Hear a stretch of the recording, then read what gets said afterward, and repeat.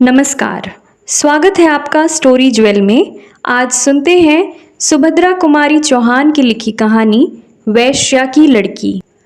छाया प्रमोद की सहपाठिनी थी। प्रमोद नगर के एक प्रतिष्ठित और कुलीन ब्राह्मण परिवार का लड़का था और छाया छाया थी नगर की एक प्रसिद्ध नर्तकी की इकलौती कन्या।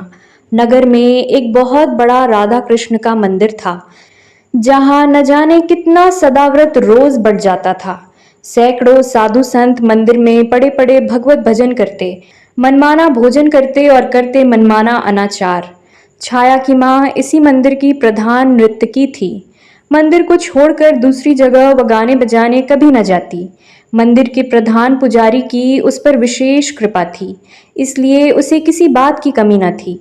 गंगा के किनारे उसकी विशाल कोठी थी, जहां से सदा संगीत की मधुर ध्वनि आया करती। नगर के संगीत प्रेमी जब स्वयं ही उसके यहाँ पहुंच जाते तो राजरानी उन्हें निराश न करती, किंतु वह किसी के यहाँ बुलाने पर गाने के लिए नहीं जाती थी। छाया इसी राजरानी की इकलौती कन्या थी। राजरानी की सारी आशाएं इसी कन्या के ऊपर अवलंबित थी। विद्या अध्ययन की ओर छाया की अधिक रुचि देखकर राजरानी ने उसे स्कूल में भर्ती करवा दिया।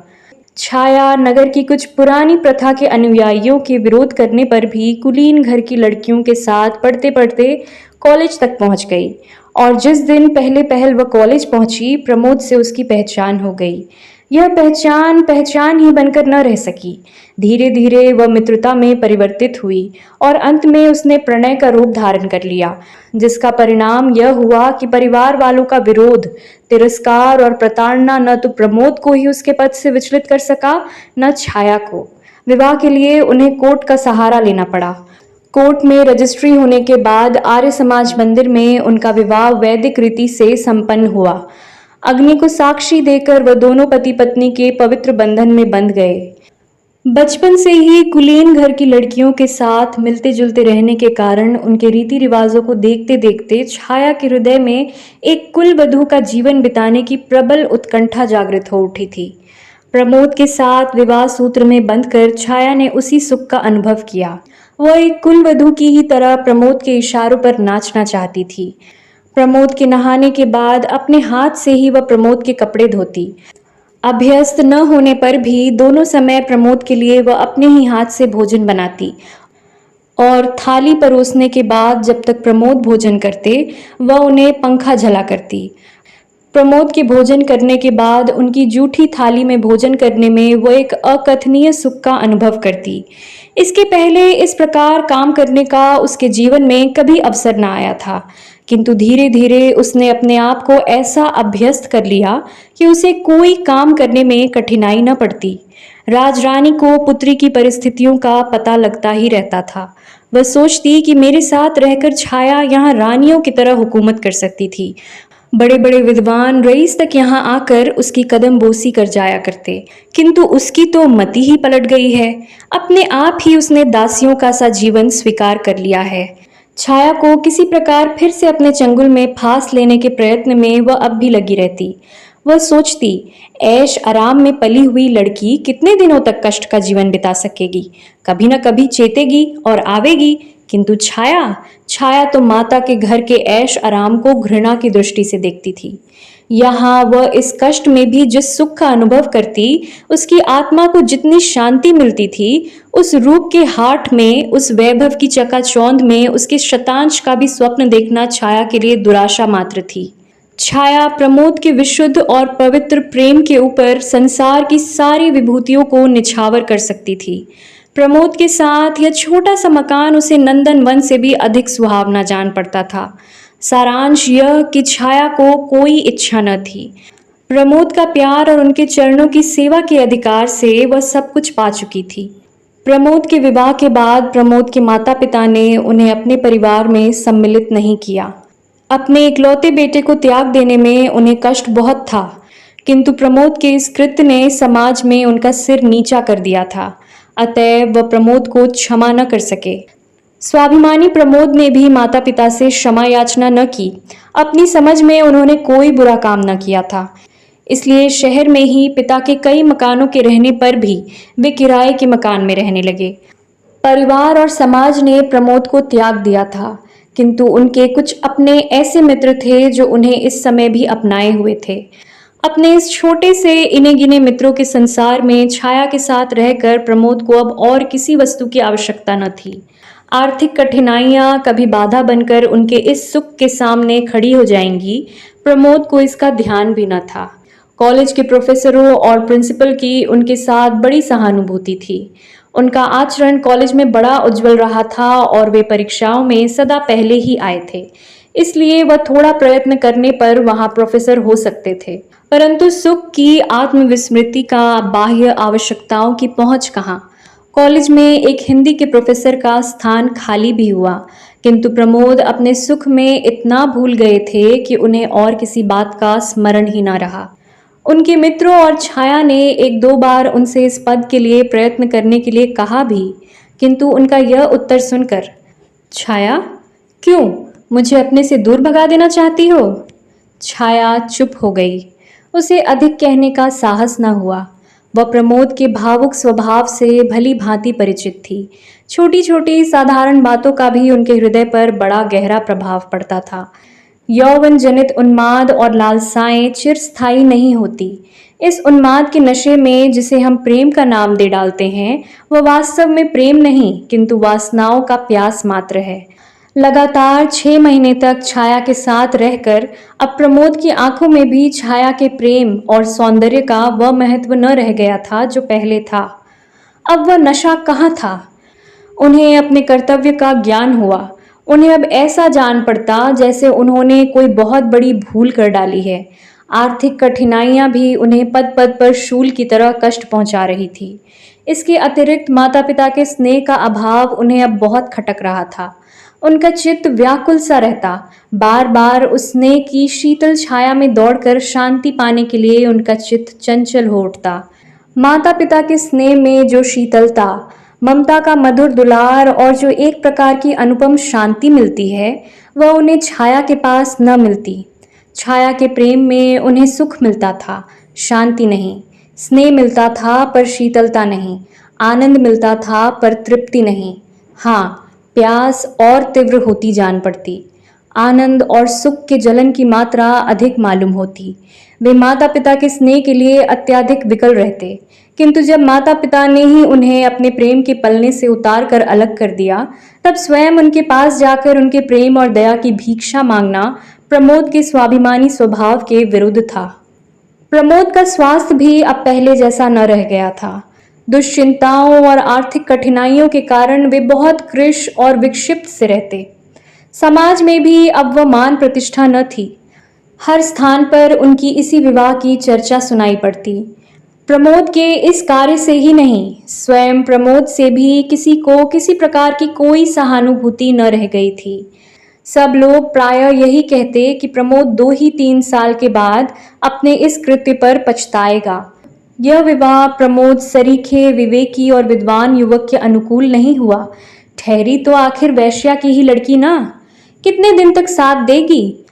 वैश्याएं भी किसी की होकर रही हैं जो ये रहेगी। इस प्रकार न जाने कितने तरह के आक्षेप प्रमोद के सुनने में आते। इन सब बातों को सुन सुनकर प्रमोद की आत्मा विचलित सी हो उठती। उन्हें इन सब बातों का मूल कारण छाया ही जान पड़ती। वे सोचते, कहाँ से मेरी छाया से पहचान हुई? न उससे मेरी पहचान होती, न विपत्तियों का समूह इस प्रकार मुझ पर टूट पड़ता। वे अब छाया से कुछ खींचे खींचे से रहने लगे। उनके प्रेम में अपने आप शीतलता आने लगी। छाया का मूल्य उनकी आंखों में घटने लगा। पर प्रमोद स्वयं ये सब न चाहते थे। छाया में वैश्या की लड़की होने के अतिरिक्त और कोई अवगुण न मिलता था। वे विवश थे। हृदय के ऊपर किसका वश चला है? वे अपने व्यवहार पर स्वयं ही कभी कभी दुखित हो जाते, फिर वही भूल करते। कभी कभी औरों के सामने भी छाया से वह ऐसा व्यवहार कर बैठते जो अनुचित कहा जा सकता था। छाया सुख की छाया में ही पलकर बड़ी हुई थी। अपमान, अनादर और तिरस्कार के ज्वाला में संसार से वह परिचित न थी। अब पद पद पर उसे प्रमोद से प्रेम के कुछ मीठे शब्दों के स्थान पर तिरस्कार से भरा हुआ अपमान ही मिलता था। प्रमोद के इस परिवर्तन के बाद भी छाया ने समझ लिया था कि प्रमोद के हृदय में उसने एक ऐसा स्थान बना लिया है जिस तक किसी और की पहुंच नहीं है। उसे इसी में संतोष था। एक कुलवधू इससे अतिरिक्त और चाहती ही क्या है। पत्नी के रूप में पहुंचकर छाया ने अपना अस्तित्व ही मिटा दिया था। प्रमोद के चरणों में उसके लिए थोड़ा सा स्थान बना रहे, यही उसकी साधना थी। और इस साधना के बल पर ही वह प्रमोद का किया हुआ अपमान और तिरस्कार हंसकर सह सकती थी। उसके ऊपर उस अपमान और तिरस्कार का अधिक प्रभाव न पड़ता। प्रमोद के जरा हंसकर बोलने पर वह सब कुछ भूल जाती थी। उसे कुछ याद रहता तो केवल प्रमोद का मधुर व्यवहार। प्रमोद के माता पिता आखिर पुत्र को कितने दिनों तक छोड़कर रह सकते थे, और अब तो प्रमोद के साथ साथ उन्हें छाया पर भी ममता हो गई थी। उनका क्रोध महीने डेढ़ महीने से अधिक न ठहर सका। वह समाज के पीछे अपने प्यारे पुत्र को नहीं छोड़ सकते थे। हृदय कहता था, चलो मना लाओ। बेटा आत्माभिमानी है तो पिता को नम्र होना चाहिए, किंतु आत्माभिमान आकर उसी समय गला पकड़ लेता। पुत्र के दरवाजे स्वयं उसे मनाने के लिए जाना उन्हें अपनी प्रतिष्ठा के अनुकूल न जान पड़ता। फिर पुत्र ही तो है, यदि वह पिता के पास तक आ जाए तो क्या उसकी शान में फर्क आ जाएगा। सारांश यह कि चंद्रभूषण और सुमित्रा अब बहू बेटे के लिए व्याकुल होते हुए भी उन्हें बुला न सके। एक दिन एक व्यक्ति ने आकर कहा कि प्रमोद बहुत दुबला हो गया है और कुछ बीमार सा है। माता का हृदय पानी पानी हो गया। उसने उसी समय एक नौकर के हाथ कुछ रुपए भेजकर कहला भेजा कि प्रमोद आकर उनसे मिल जाए। रुपए तो प्रमोद ने ले लिए क्योंकि उन्हें आवश्यकता थी, परंतु वे घर न जा सके। उन्होंने समझा माँ ने पिता की चोरी से घर बुलवाया है, इसलिए जिस घर में वे पैदा हुए, जहाँ के जलवायु में पलकर इतने बड़े हुए, उसी घर में चोर की तरह जाना उन्हें नहीं भाया। वे नहीं गए, जाना अस्वीकार कर दिया। इससे सुमित्रा को बड़ा दुख हुआ। वे उठते बैठते चंद्रभूषण से इस बात का आग्रह करने लगी कि वे प्रमोद को स्वयं लेने जाए। उसे मनाने में उनकी प्रतिष्ठा न कम पड़ेगी। दशरथ ने बेटे के लिए प्राण दे दिए थे, यहाँ तो जरा सी सम्मान की ही बात है। पिता का हृदय तो स्वयं ही पुत्र के लिए विकल हो रहा था। वे तो स्वयं चाहते थे अब सारी जिम्मेदारी सुमित्रा के सिर पर छोड़कर वे पुत्र को मनाने चले। कहीं छाया पैर छूने आई तो। लाख वैश्या की लड़की है, पर अब तो मेरी पुत्रवधू है, क्या मैं खाली हाथ ही पैर छुआ लूंगा। सराफे की ओर घूम गए। वहां एक जोड़ी जड़ाऊ कंगन खरीदे और जेब में रखकर 10 कदम भी न चल पाए कि सामने से प्रमोद आते हुए दिखे। चंद्रभूषण के पैर रुक गए। प्रमोद भी ठिठके। झुककर उन्होंने पिता के पैर छू लिए। चंद्रभूषण की आंखों से गंगा जमुना बह निकली। प्रमोद के भी आंसू न रुक सके। दोनों कुछ देर तक इसी प्रकार आंसू बहाते रहे। कोई बातचीत न हुई। अंत में गला साफ करते हुए चंद्रभूषण ने कहा, घर चलो बेटा, तुम्हारी अम्मा रात दिन तुम्हारे लिए रोया करती है।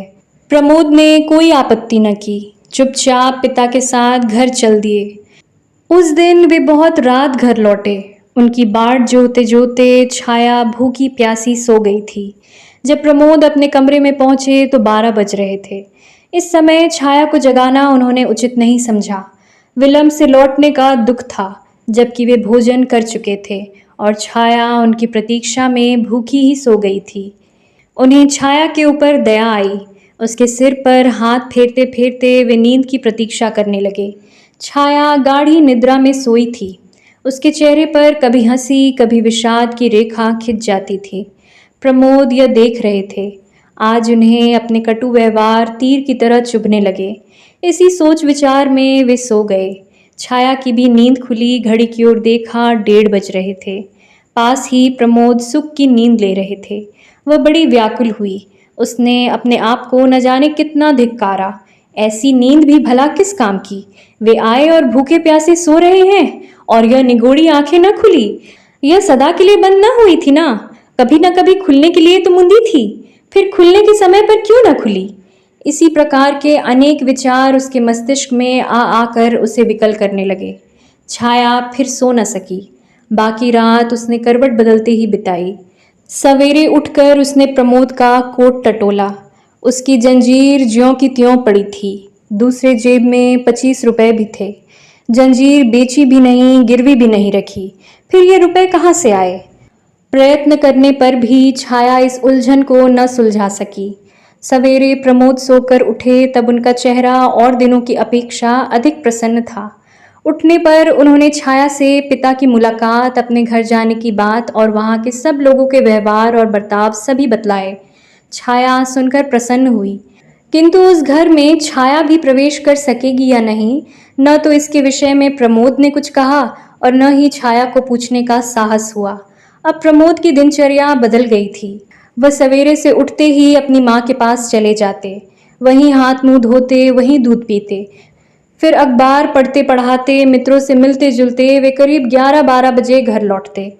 इस समय उन्हें घर आना ही पड़ता, क्योंकि छाया उन्हें भोजन कराए बिना खाना न खाती थी। छाया को अब प्रमोद के सहवास का अभाव बहुत खटकता था, किंतु वह प्रमोद से कुछ कह न सकती थी। वह कुछ ऐसा अनुभव करती थी जैसे प्रमोद के चरणों पर अपना सर्वस्व निछावर करके भी वह प्रमोद को उस अंश तक नहीं पा सकती है जितना एक सहधर्मिणी का अधिकार होता है। इसी प्रकार 6 महीने और बीत गए। आज वही तिथि थी जिस दिन छाया और प्रमोद विवाह के पवित्र बंधन में बंधकर एक हुए थे। वह आज बड़ी प्रसन्न थी। सवेरे उठते ही उसने स्नान किया, एक गुलाबी रंग की रेशमी साड़ी पहनी, जो कुछ आभूषण थे वह सब पहनकर वह प्रमोद के उठने की प्रतीक्षा करने लगी। प्रमोद उठे और उठकर प्रतिदिन के नियम के अनुसार पिता के घर जाने लगे। छाया ने पहले तो उन्हें रोकना चाहा, किंतु फिर कुछ सोचकर बोली, आज जरा जल्दी लौटना। क्यों, कोई विशेष काम है? प्रमोद ने पूछा। आज अपने विवाह की वर्षगांठ है। कुछ प्रसन्नता और कुछ संकोच के साथ छाया ने उत्तर दिया। होगी, उपेक्षा से कहते हुए प्रमोद ने साइकिल उठाई और वे चल दिए। छाया की आंखें डबडबाई। वह कातर दृष्टि से प्रमोद की ओर तब तक देखती रही जब तक वे आंखों से ओझल न हो गए। फिर भीतर आकर अन्य मनसक भाव से घर के कामकाज में लग गई। भोजन में आज उसने कई चीजें जो प्रमोद को बहुत पसंद थी बनाई, किंतु इधर भोजन का समय निकल जाने पर भी प्रमोद घर न लौटे तो वह चिंतित सी हुई। उससे रहा न गया। उठकर वह प्रमोद के घर की तरफ चली। जहां न जाना चाहती थी वहीं गई, जो कुछ न करना चाहती थी वही किया। घर के सामने पहुंचकर उसने देखा कि चंद्रभूषण तख्त पर बैठे हैं। छाया को देखते ही वे कुछ स्तंभित से हुए, किंतु तुरंत ही आदर भाव प्रदर्शित करते हुए बोल उठे, आओ बेटी, कैसे आई हो? आओ बैठो। छाया को ससुर से इस सद्व्यवहार की आशा न थी। वह उनके इस व्यवहार पर बड़ी प्रसन्न हुई। उसकी समझ में न आता था कि वह प्रमोद के विषय में कैसे पूछे। इसी पशुपेश में वह कुछ देर चुपचाप खड़ी रही। अंत में अपने सारे साहस समेटकर उसने पूछा, वे कहाँ हैं? किसे? प्रमोद को पूछती हो? वह तो इधर कल शाम से ही नहीं आया। पर हाँ, वह प्रायः मिस्टर अग्रवाल के यहाँ बैठा करता है। तुम ठहरो, मैं उसे बुलवाए देता हूँ, चंद्रभूषण ने उत्तर दिया।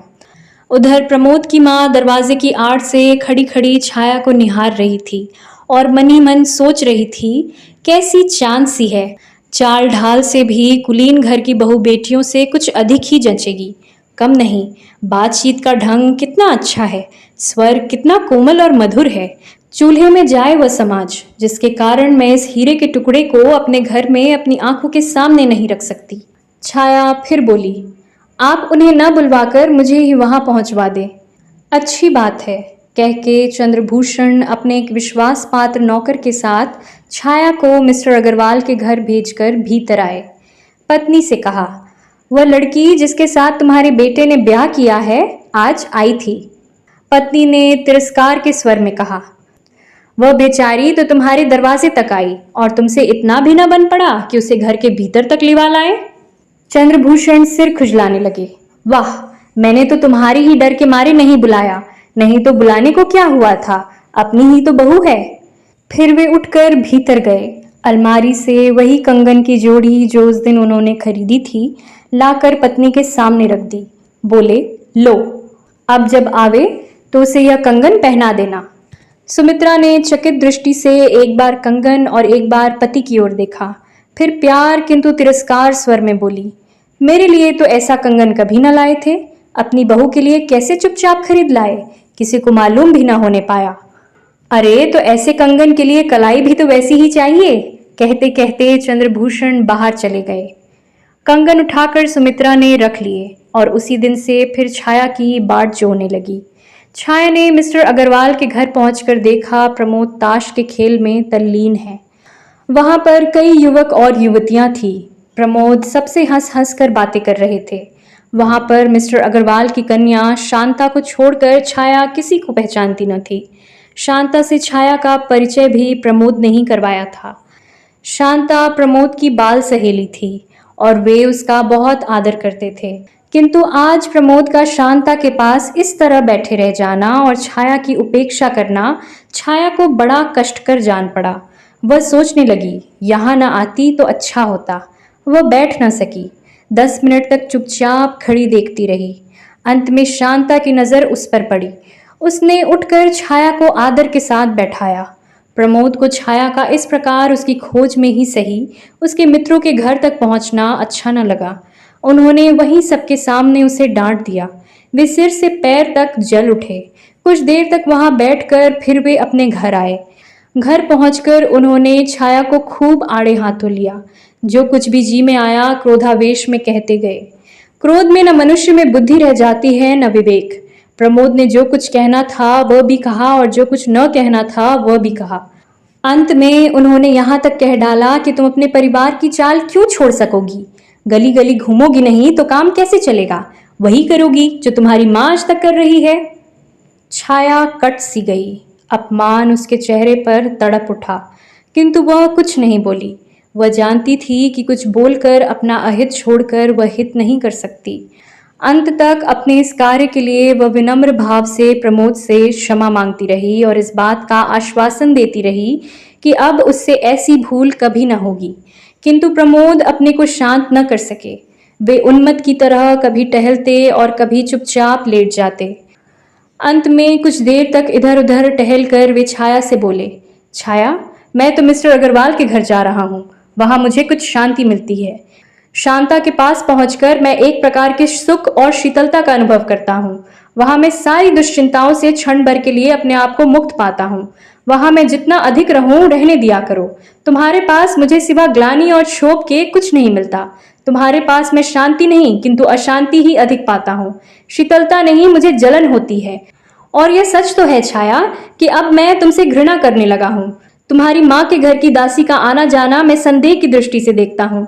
मुझे तुम्हारे ऊपर विश्वास नहीं रह गया है। अब तुम मेरे पीछे मत पड़ो। तुम्हें स्वतंत्र किए देता हूँ। तुम चाहो तो अपनी माँ के पास जाकर सुख से रह सकती हो। मैंने तो तुम्हारे साथ इतने दिनों तक रहकर भय पाया। बस अब और अधिक मुझे अपने साथ रहने के लिए विवश मत करो। रोने धोने का मुझ पर कोई असर नहीं होगा। जहां मैं थोड़ी शांति पाता हूं वहां जाने दो। कहते हुए प्रमोद बाहर चले गए। छाया वहीं धरती पर लौट कर फूट फूट कर रोने लगी। आज उसे मालूम हुआ कि वह कितनी असहाय, कितनी विवश और कितनी दुर्बल है। संसार उसे शून्य सा होता हुआ जान पड़ा। उसे ऐसा लगता था जैसे उसका सर्वस्व कोई बरबस उससे छीन लिए जाता है। वह चीख पड़ी और रोते रोते बेहोश हो गई। पड़ोस की कुछ स्त्रियों ने आकर उसके मुंह पर पानी के छींटे दिए। छाया उठ बैठी। उस दिन वह भोजन न कर सकी। इस प्रकार विवाह की पहली वर्षगांठ संपन्न हुई। प्रमोद बहुत रात गए घर लौटे। छाया तब तक सोई न थी। वह अब भी रो रही थी। छाया की अवस्था पर प्रमोद को दया आ गई। उन्हीं की ओर से इस संग्राम की संधि का प्रस्ताव पेश हुआ। सुलह हुई और दोनों ने साथ भोजन किया। रात अच्छी कटी, किंतु सवेरे से फिर वही रफ्तार बढ़ेगी। जो पहले थी सो अब भी है, आरंभ हो गई। प्रमोद फिर कुछ तेज बातें कह के चल पड़े और छाया रोती रह गई। राजरानी अपनी पुत्र की दुर्वस्था के विषय में प्रतिदिन सुना करती थी। उसने फिर अंतिम शस्त्र फेंका। दासी से कहला भेजा, अभी भी कुछ बिगड़ा नहीं है। छाया चाहे तो आकर मेरे साथ सुख से रह सकती है। यह इतनी बड़ी कोठी और लाखों की संपत्ति उसी की है। वह इतना कष्ट क्यों झेल रही है? अभी उसकी माँ तो जीवित है, इतना तो सोचे। छाया ने उसके उत्तर में माँ को कहला भेजा, मेरी नसों में सीता और सावित्री का खून दौड़ रहा है। मैं आर्य महिला हूँ। मैं अपने पति के चरणों को छोड़कर नहीं जा सकती। सीता और सावित्री का महान आदर्श मुझसे कहता है कि पति ही मेरा परमेश्वर है। पति को छोड़कर स्त्री की कहीं दूसरी जगह गति नहीं हो सकती। उनसे कहना कि मेरी माँ तो मर चुकी है, मैं उन्हें अपनी माँ नहीं समझती, मेरी माँ होती तो मेरी ही तरह पवित्र जीवन बिताती। इस उत्तर से राजरानी के स्वाभिमान को धक्का सा लगा। उसने सोचा अभी और ठोकरें खाने के बाद उसकी अकल ठिकाने आवेगी, तब अपने आप चली आएगी। जैसे ही दासी घर से बाहर निकली, प्रमोद ने घर में प्रवेश किया। वह सिर से पैर तक जल उठे। घर के अंदर जाते ही उन्होंने बेकसूर ही सारा क्रोध छाया पर उतार दिया। छाया के हर छोटे छोटे कार्य को अब वे संदेह की दृष्टि से देखते थे। उन्हें उसके ऊपर विश्वास न रह गया था। उसकी हर एक भाव भंगी में उन्हें कुछ छल, कुछ धोखा, कुछ दृष्टिगोचर होता था। उन्होंने दासी के आने का कारण पूछा और छाया के सच सच कह देने पर भी वे विश्वास न कर सके। क्रोध में उन्मत्त से हो रहे थे। क्रोध के साथ बोले, छाया तुम जाओ, जाओ अपनी माँ के साथ रहो, मेरा पिंड छोड़ दो। तुम्हारे साथ रहने से मुझे कष्ट होता है और कुछ नहीं। मैं अपने आप तो तुम्हें छोड़ नहीं सकता। तुम अपने आप ही अपनी माँ के पास चले जाओ तो मेरे ऊपर किसी प्रकार की जिम्मेदारी न रह जाएगी। मेरा कहना मानो, मुझे इस बंधन से मुक्त कर दो छाया। तुम भी सुख से रह सकोगी, मैं भी सुख से रहूंगा। छाया ये बातें चुपचाप सुन रही थी। उसकी आंखों से आंसू बहते जाते थे। उसने हिचकियों के साथ कहा, प्रमोद, तुम बंधन से मुक्त होना चाहते हो तो मैं कर दूंगी। व्यंग और उपेक्षा की हंसी के साथ प्रमोद ने कहा, हाँ यही चाहता हूँ छाया, मुझे बंधन से मुक्त कर दो। जिस दिन तुम मेरी इतनी बात मान लोगी मुझे बड़ी शांति मिलेगी। शाम को घर लौटकर प्रमोद ने देखा छाया अपने जीवन की अंतिम सांस ले रही थी। उसकी आंखें कदाचित एक बार प्रमोद को देख लेने की प्रतीक्षा में खुली थी। प्रमोद के आते ही एक हिचकी के साथ उसकी आंखें सदा के लिए बंद हो गई। प्रमोद पागलों की तरह छाया की लाश पर गिर पड़े। आज भी प्रमोद नन्ही सी पोटली जिसमें छाया का चित्र और उसका अंतिम पत्र है, बड़ी सावधानी से हृदय से लगाए हुए नगर के सुनसान स्थानों में या खंडहरों में देखे जाते हैं। वे न कभी किसी से बोलते हैं और न किसी की बात का उत्तर देते हैं। हाँ, अपने आप ही वे कभी कभी एक विचित्र प्रकार की आवाज़ से कुछ कहते हैं जिसको बस वे समझते हैं और कोई नहीं। अभी आप सुन रहे थे सुभद्रा कुमारी चौहान की लिखी कहानी वैश्या की लड़की।